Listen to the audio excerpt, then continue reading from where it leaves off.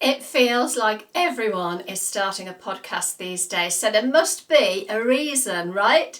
Having a podcast is a great way to increase your authority. You get to speak with people you might never have got to speak to without a podcast, and you get to grow your audience. And while it may look a bit like everyone has started a podcast, and you might be thinking you've missed the boat, the truth is, podcast listenership is rising year on year, with many people favouring podcasts to radio or audiobooks. So in this video, I'm going to share with you why I think your business should have a podcast and the 6 big questions that you need to ask yourself before you get started. And keep watching because there's a bonus double whammy top tip that'll help you in all areas of your marketing. See if you can spot it. Hi, I'm Bev Thorogood. Now, I started my podcast more than 5 years ago, teaching myself how to record, edit and publish from scratch. And although I never really set out with a clear strategy, and I've never chosen to monetize my podcast, the scope to add a podcast as an income stream is completely doable, whether through sponsorship, through ads, or just by using it strategically as a marketing tool. And despite not having any real plan for my podcast, it has definitely brought me in business indirectly. But more importantly, it's helped me to connect with some amazing guests, and just being able to direct people to my podcast has helped me to raise my credibility and thought leadership. Okay, before we get into the nuts and bolts of what you need to do to start your podcast, here are some reasons why you should consider doing it. Now, podcast listener growth has risen steadily over the last 5 years, and quite honestly, it's not showing any signs of slowing down. People look for podcasts in an area that they're interested in. So unlike radio, which is a little bit more random, people will subscribe to a channel that talks about their area of interest specifically. Granted, there are more and more podcasts out there, but it's still tiny in comparison to, say, YouTube. It's estimated that there are currently 5 million podcasts with over 79 million episodes. But if we compare this to YouTube, that has got over 51 million channels with around 5 billion videos. So you can see, whilst podcasting is getting more popular, it's way behind the YouTube curve. Plus, YouTube itself is now focusing more on podcasting, especially video podcasts, which means you've got real scope for repurposing your podcast content and reaching an even bigger audience. Now, everyone has a preferred way of learning and consuming content. Some like to read it, others like to watch it, but many, myself included, prefer to listen to it. So with a podcast, you can help tap into all of those auditory learners out there. And here's a few more statistics for you. According to data from HubSpot, the podcast industry market is worth around $23.5 billion with a B dollars. 22% of people listen to podcasts whilst driving. I know I do. I use my driving time as an opportunity to learn stuff, but many people will listen to podcasts just for entertainment too. Spotify is the most popular podcast listening platform with around 5 million podcasts on there and a 33.7% share of the listener market, followed by Apple with around 28% and iHeartRadio at 6.2%, and Google and Amazon kind of following behind at around the 3% mark each. So now that we've got the stats out of the way, and hopefully you're now convinced that a podcast is worth at least considering, let's look at some of the things you'll want to consider. Now, before we even get close to a microphone, it's essential that we understand our reasons for starting a podcast. Hosting a podcast is a commitment, and whilst it doesn't have to cost a lot of money, it will certainly cost you time. Since time is our most precious commodity, we absolutely need to make sure that we're spending it wisely. Now, chances are, in the beginning at least, you'll need to learn how to edit and produce your podcast yourself. Therefore, it's even more important that you understand very clearly the reasons why a podcast is the right strategy for you. And I say strategy because creating and hosting a podcast should definitely form part of your business marketing plan. A podcast is a superb way to increase your professional visibility and to showcase your expertise to your potential clients. And a podcast is also a great way to connect with other like-minded people who may share your passion for a hobby or an activity. A podcast can help you to tap into a wider audience, and it offers a unique opportunity for your prospects to really get to know, like and trust you, which can ultimately lead to sales. Now, I absolutely love Rudyard Kipling's poem, 6 Honest Serving Men, and I use it as a framework to help develop my podcast plan, and I want to share it with you. The poem goes, well, at least the first part of it, I keep 6 honest serving men, they taught me all I knew, their names are what and where and when, and how and why and who. Now, we won't be following it in quite the same order as Mr. Kipling. For our purposes, we need to start with why. As Simon Sinek says, start with why. Now, your why sits at the heart of everything you choose to do with your podcast. You should definitely take some time to think about your personal reasons for starting a podcast.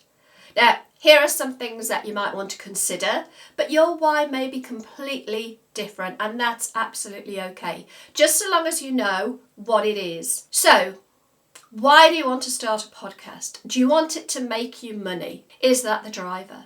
Do you want your podcast to increase your visibility? Do you want your podcast to showcase your expertise? Do you want it to help you to engage with your audience? Or do you simply want it to give you your 15 minutes of fame from being behind the mic? Okay, let's look a little bit deeper into your why. I want you to ask yourself, what are your superpowers? What unique skills, knowledge or wisdom do you have that you want to share with your podcast audience? This is your chance to really blow your own trumpet. Now spend some time brainstorming all of the strengths that you have and all of those little nuggets of wisdom that you've got to share with your audience. Maybe you're an expert at social media marketing or a business coach. Maybe you've spent years learning how to play an instrument and now you want to pass on that expertise to others. Perhaps you've got a really great sense of humour and you're funny. Or maybe you've got an amazing ability to take the complex and make it simple. Whatever your superpowers are, make a list of them. Now, to help you with this, I've created a workbook to go with this video, which you can grab in the comments below. So go ahead and download it and go through it while you're watching this video. Or of course you can watch the video first, then download it and come back and watch the video again and you'll have a better idea of what we're talking about. Now the second big question is who? Now that you're crystal clear about why you even want a podcast and the benefits that your unique superpowers can bring to your audience, we need to identify who that audience is. Who is your ideal listener? You might call this person your listener avatar or your listener persona. So who are you trying to help? Get as specific as you can. Think about demographics such as age group, gender, profession, geographical location. Think about their interests, including what they might read, how they spend their leisure time, where they go on vacation, or what sort of car they drive. You can even give your listener avatar a name and a personality. Visualize your ideal listener. What are they struggling with? And what problems do they have that your podcast content could solve? You want to really get to know your ideal listener avatar. That way, when they're listening, it's like you're talking directly to them. So think about what sort of things are causing them pain in their lives right now. So my lovely friend and author of the fabulous sales book, Live It, Love It, Sell It, Jules White, talks about taking your prospect, in our case our listener, from hell into heaven. In hell, they've got problems that they can't figure out or resolve for themselves. Whereas in heaven, they have all of their problems solved and their pain has gone away. Now, your job as a podcaster is to help them to move from hell into heaven. So take a bit of time to think about what your listeners' pain points are. What would your listeners' heaven look like? And once you've identified your listeners' pain points and what life would like if they didn't have them, you can start to develop answers to the next big question. So let's recap on who you help and how you help them. Think about what benefit you bring to them and the difference that'll make for them. Remember, your podcast is meant to help you market your offer, and your offer will need to solve a problem. Okay, here's a really easy framework sentence that you can use to help to develop clarity around what you do, how you do it, and who you do it for. And here's a sneaky little bonus tip that I promised you earlier.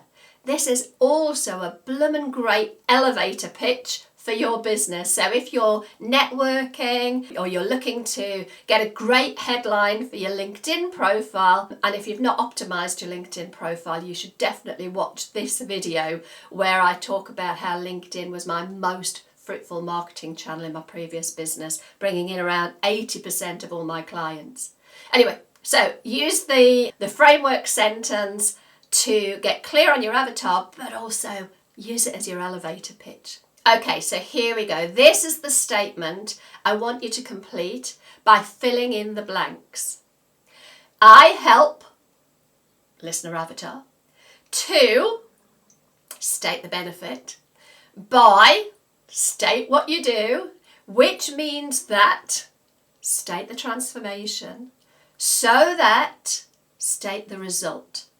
So here's an example. So maybe you want to teach people how to create a podcast. So it could sound something like, I help wannabe podcasters to set up a successful podcast by developing one-to-one training and support, which means that my clients can produce and publish their own professional podcast without spending tons of money, so that they can maximize their marketing efforts and generate more sales. Do you see how that goes? Go and have a go at yours using the workbook if you've downloaded it already, and think about your who. Okay, let's look at the what. This is about your content. So now that you've got a clearly defined client listener, you know what you do and how you help your listener, you can start to brainstorm your podcast content. This is about what can you share that would help your listener.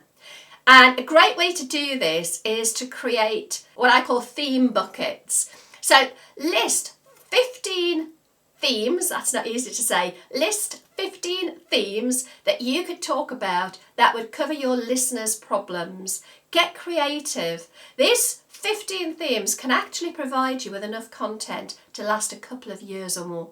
So keep the themes fairly high level for now.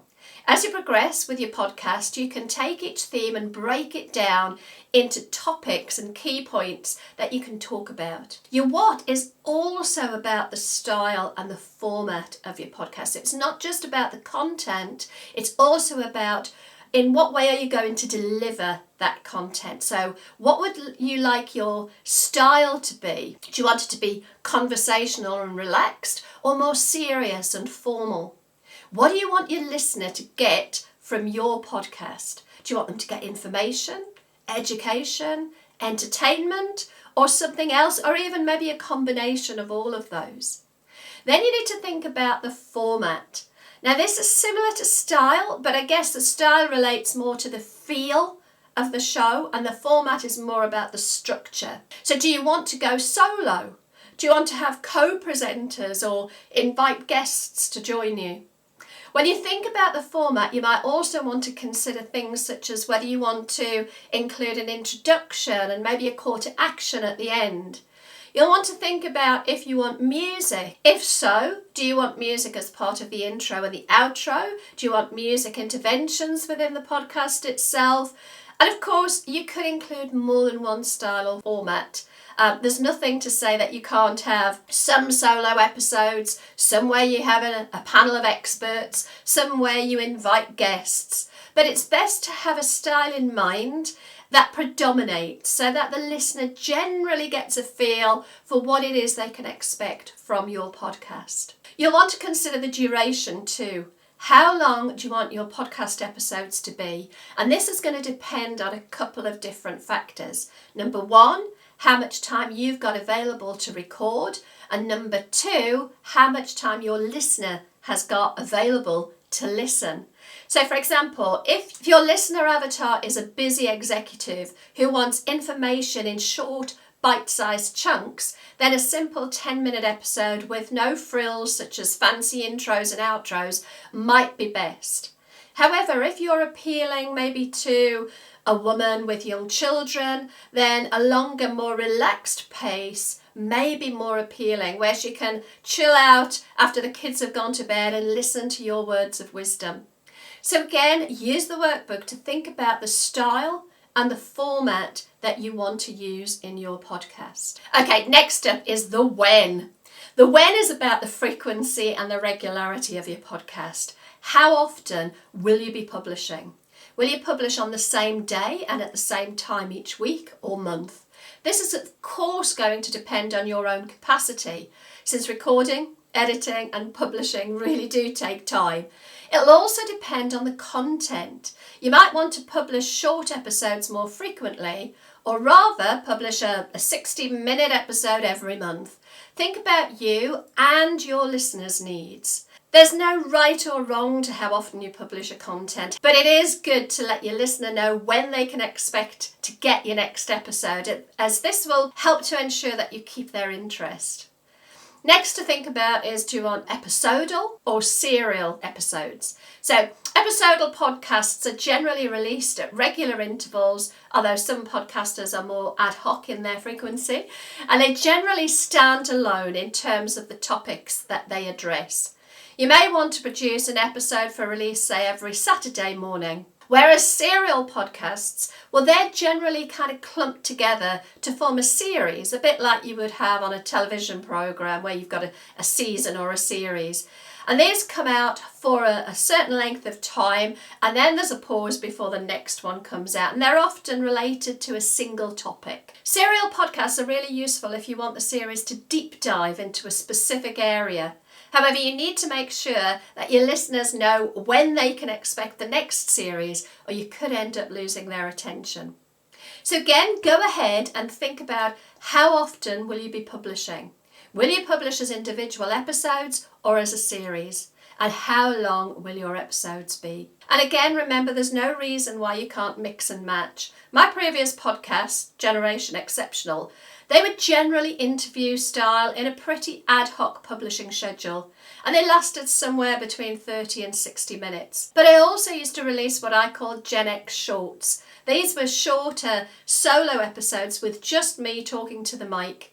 And you get to choose. It's your podcast, it's your baby. But just keep in mind that your success will depend on keeping your listeners happy. Okay, moving on. Next big question is the where. Now this is probably one of the easiest of the 6 questions to answer. This is all about where are you going to promote your podcast and where are you going to publish it. Now generally speaking, most podcast hosting platforms are integrated to allow your podcast to be pushed out to things like Apple and Spotify. And there are certain criteria such as cover art restrictions and music license regulations that you're going to need to have to adhere to if you want to be published onto things like Apple in particular. Now we can't actually publish to Apple or Spotify and those sort of listening platforms. To publish, we need a podcast hosting site. Now personally, I love Podbean. It does exactly what I need it to do. It does a great job of making publishing simple, and also it integrates really well with other platforms and social media. But you could try things like Anchor, Libsyn, Buzzsprout, etc. Speaking of social media, think about where you're going to be sharing your podcast. You'll want to make sure that your social media followers don't miss an episode, and you'll also want to think about where your ideal listener can be found. If it's a business podcast, for example, you're probably going to want to use LinkedIn or a business Facebook page. If your podcast is more hobby-based, perhaps you've got a Facebook group or an Instagram account that you'd want to share it to. Now, Podbean integrates really well with all the major social media platforms, which makes pushing your podcast episode out there much easier and much quicker. Now, finally, if you've got a website, you'll definitely want to publish a podcast on there. You can cut and paste a bit of HTML code from Podbean or from your podcast host, and you can embed this podcast into your website, which is cool, and it means that you're generating traffic to your website too. It also means that it's likely to be findable if somebody does a Google search, if you've got your SEO on your website optimized. Now, if you're finding this video helpful, please hit the like button, as it'll help more people to see the content. And if you're liking it enough to not want to miss out on what's to come, hit the subscribe button and that notification bell so you'll get notified when I post new videos. Now, at the moment, I don't get paid for making any of these videos, and they take a pretty big chunk of my time. So if you fancy buying me a coffee to help the creative juices flow, that would be wonderful. There's a PayPal link below if you're getting value from this video and you'd like to show your appreciation. Okay, well, the only question we've got left now is the how. And the how is all, I guess, the techie stuff, such as how do I record an episode, or how do I add a music intro? Now, if you're not going to be using original music, you're going to need to make sure that you use licensed music and that you're authorized to use it. And make sure it's licensed for podcasts in particular, as some aren't. Now, personally, I love Epidemic Sound. I use their music for my podcast and also for my YouTube and social media channels. And I've put a link below in the comments to Epidemic Sound so you can give it a try. They've got a really great range of music, different styles, different sound effects. Now, this video isn't sponsored by Epidemic Sound, but I do just love the whole convenience of not having to worry about whether or not my music is legal. Now, I've linked to all of the sites that I mentioned in this video in the comments below, but of course you're absolutely fine to use alternatives if you prefer. I'm going to assume that you don't need help to download the required software. But firstly, you're going to need a podcast hosting account, which I've already mentioned. I personally use Podbean, and it's really simple and effective to use. So that's the first thing. You'll need a hosting site. Next, you'll need some editing software. Personally, I love Audacity. It's free, open source, and it's easy to use once you've grasped a few of the basics. But you've also got things like GarageBand if you're a Mac user, and there's also Adobe Audition, I think. To be honest, I've always stuck with Audacity. It does exactly what I need it to do, and if I can get it for free, all the better. If you're planning on recording interviews remotely, then you're going to need some sort of video messaging account. So you could use Zoom. Personally, I like StreamYard, but there's things like Riverside as well. Now, Riverside, I don't believe does video. I might be wrong on that. I've not used Riverside. I also like to clean up the audio before publishing, but to do this manually is difficult if you're not an audio engineer and you don't really know what you're talking about, which is me. So I use a software called Auphonic, and this just kind of tidies up the music. It just tidies up the audio and makes everything sound a little bit better. So in terms of software, that's pretty much everything you need to get you started. And you can absolutely get started with just a mobile phone. Honestly, Podbean allows you to record straight into your mobile phone and publish straight from your phone as well. But you might want to invest in a decent microphone. Most people will tolerate visuals that aren't too clear, but it's very, very hard to listen to poor quality audio. So it's definitely worth perhaps investing in an upgraded microphone if you can. Even if it's just a case of using your AirPods or some headphones that go into your phone, and maybe they've got like a little microphone attached. Generally, that's going to be a little bit better than the microphone on your phone. But I would suggest, though, that you do invest in a microphone, particularly if you're working on your desktop. And it doesn't need to cost a fortune. There are so many options out there. I started with my trusty blue Yeti, which you can buy for around the $80 to $100, £80 to £100 mark. And then I upgraded to the RØDE NT USB microphone. Now, USB mics pretty much do what they say on the tin. You can plug it straight into your laptop or your PC through the USB port. The RØDE NT USB comes in, I think, around £130, but actually I've recently changed again, and I've moved to an XLR microphone, which is slightly different to a USB. It's a bit more complicated, I guess, to set up, but it just, for me, it felt like the right way to upgrade. So I'm now using the Shure MV7 XLR, which is around about, I think it's only around about £140, I think. But when you're using an XLR, you do need to have an added cost, I guess, because you'll need an audio interface. And I use the Focusrite Scarlett 2i2.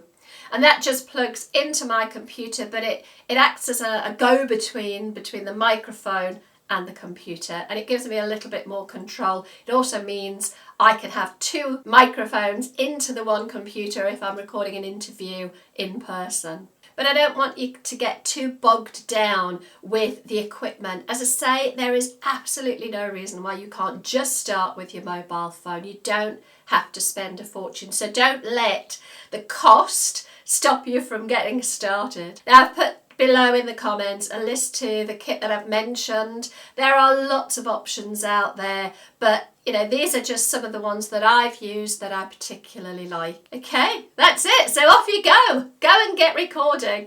And if you do start your podcast, pop back and share the link in the comments and I'll go and give you a follow.